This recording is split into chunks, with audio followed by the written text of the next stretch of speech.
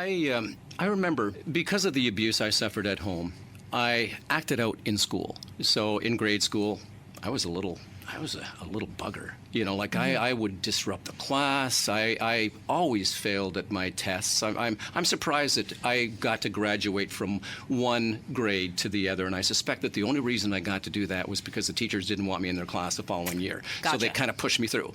So whenever a test was done in one particular class with one of my teachers, he didn't like me.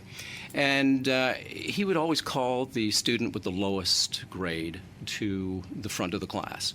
And that was usually me. So I would take the walk of shame. Hey, 43, that's Paul Nadeau. Okay, so I would stand up and I would walk in front of my classmates and pick up my paper, and everybody came to expect that. My teachers were telling me I was going to fail in life. And, you're not going to amount to anything. My father wasn't supporting me. So I came to believe what was being told to me, and I behaved accordingly. Mm-hmm. When you're told you're a loser and you start to believe that you're a loser, you act like a loser.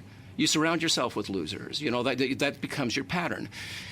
Miraculously, or by fate in the universe, whatever you want to call it.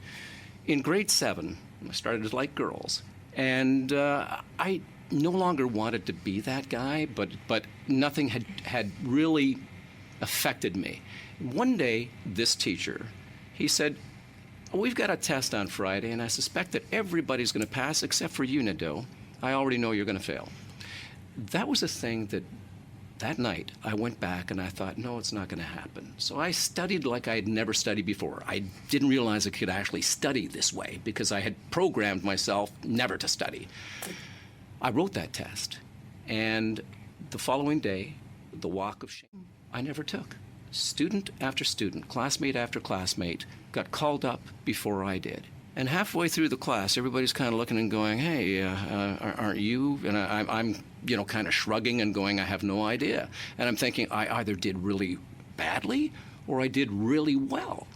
And I was the second last to be called up, to pick up my paper. And that was a defining moment for me that I could do. The moment I started to believe in myself that I could do is what switched it up. We are given or provided so many choices. And once we choose to believe in ourselves, like once we choose to move forward, never living in the past. The past is gone. In grade 7, my past of failure was gone. My moment was of hope, and I moved forward.